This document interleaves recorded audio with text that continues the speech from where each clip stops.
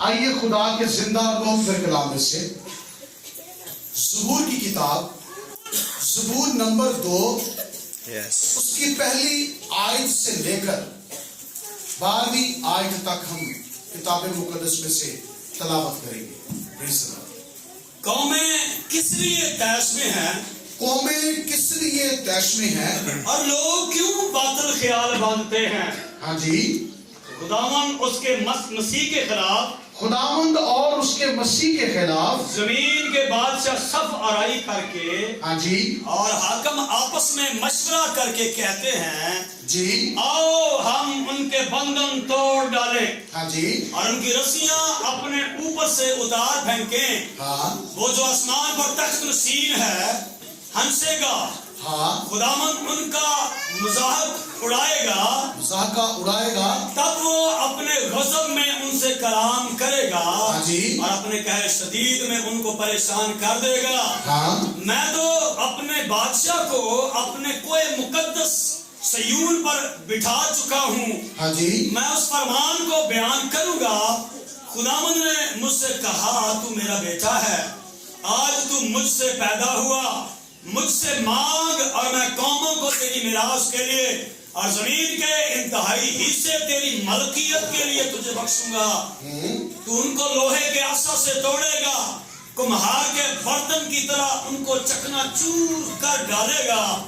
बस अब ऐ बादशाह दानिशमंद बनो, बस ऐ बादशाह हो दानिशमंद बनो, दानिशमंद बनो, ऐ जमीन के अदालत करने वालों तरबियत आओ, हाँ, डरते हुए खुदावंद की इबादत करो, डरते हुए खुदावंद की इबादत करो, कांपते हुए खुशी मनाओ, हाँ, बेटे को चूमो, हाँ जी, ऐसा ना हो कि वो कहर में आए और तुम रास्ता में हलाक हो जाओ, क्योंकि उसका गज़ब जल्द भड़कने को है।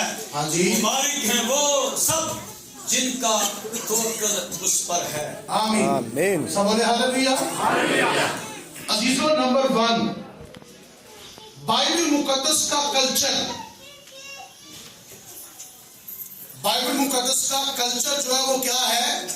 बादशाही कल्चर है। कौन सा है? बादशाही कल्चर है। और बाइबल मुकद्दस के कल्चर को समझना इंतहाई जरूरी है। सब बोले हालेलुया। बाइबल मुकद्दस के कल्चर को समझना इंतहाई जरूरी है कि बाइबल का कल्चर बादशाही कल्चर है। आमीन। खुदा का निजाम,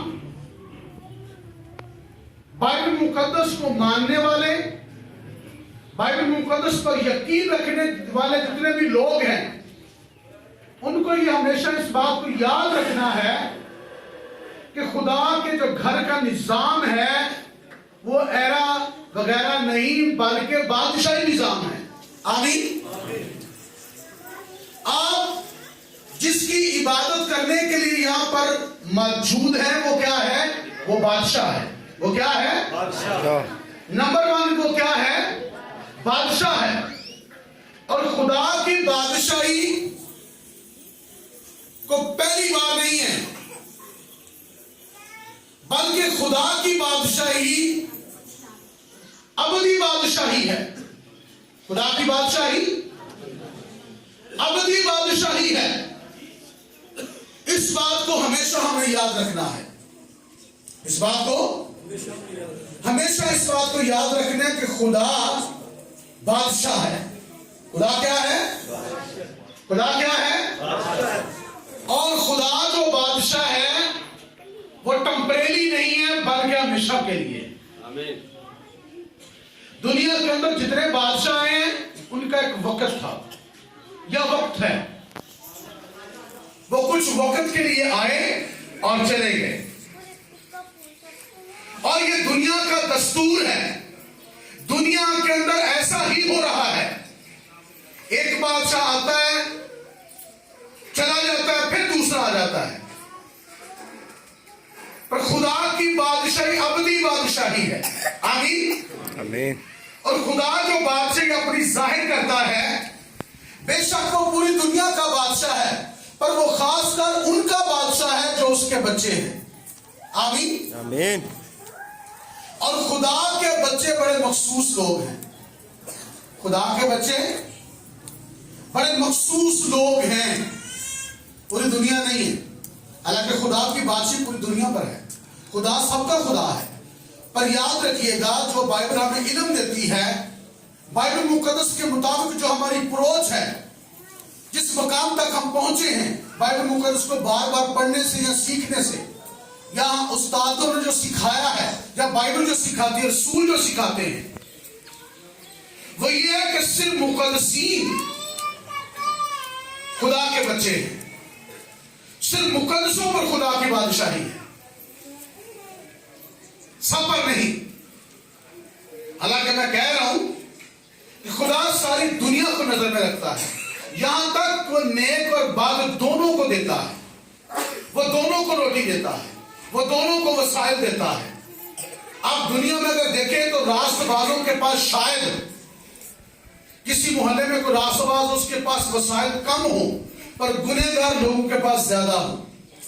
पर याद रखिएगा, अगर किसी गुनहगार के पास बहुत ज्यादा है तो यह भी उसकी आजमाइश है, अगर किसी ईमानदार के पास कम है तो यह भी उसकी आजमाइश है, वो आजमाया जा रहा है। क्योंकि खुदा इंसान को हर तरह से जो दुनिया में है आजमाता है, हमारी लियाकत के मुताबिक, हमारी औकात से बाहर नहीं।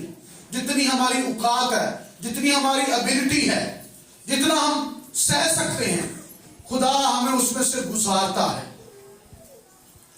लोहे को उतनी ही गर्मैश में से गुजारा जाता है जितनी गर्मी में से, जितनी हीट में से उसमें से मैल निकल जाए, जलाने के लिए नहीं। सिर्फ इतना टेम्परेचर दिया जाता है कि उसमें से सिर्फ कचरा बाहर निकला है। राष्ट्रवाद जब आजमाए जाते हैं तो उनका मकसद होता है कि उनके अंदर से कचरा निकल जाए, बुराइयां निकल जाए।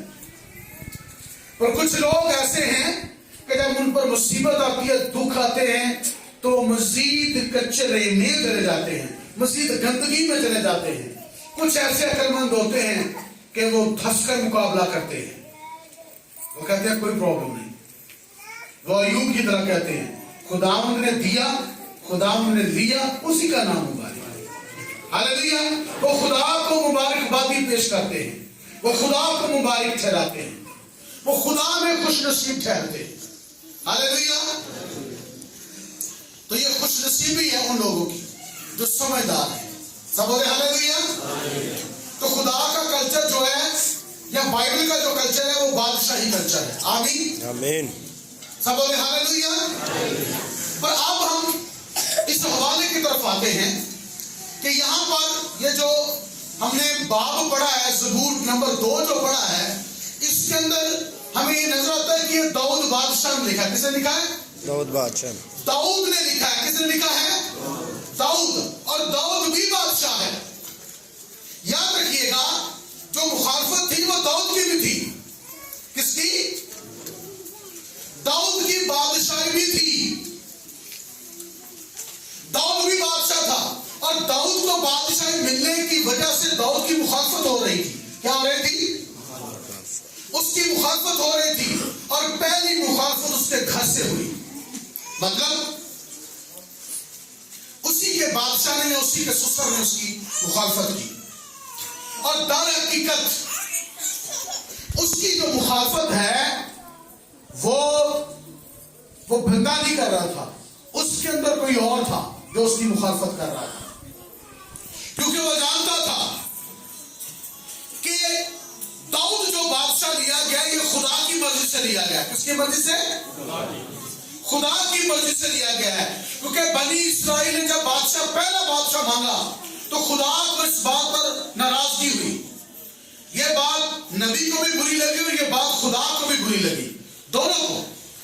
जब बनी इस्राइल ने पहले सैमुएल के 7वें बाब और 8वें बाब को आप पढ़े तो लिखा है कि इस्राएली बुजुर्गों ने जो है सैमुएल से कहा कि तेरे बेटे तेरी राह पर नहीं चलते, लिहाजा तू हमारे लिए कोई बादशाह मुकर्रर कर, जैसे और कौमों के बादशाह उन पर हुकूमत करते हैं, उनके इंसाफ करते हैं, हम पर भी बादशाह मुकर्रर कर।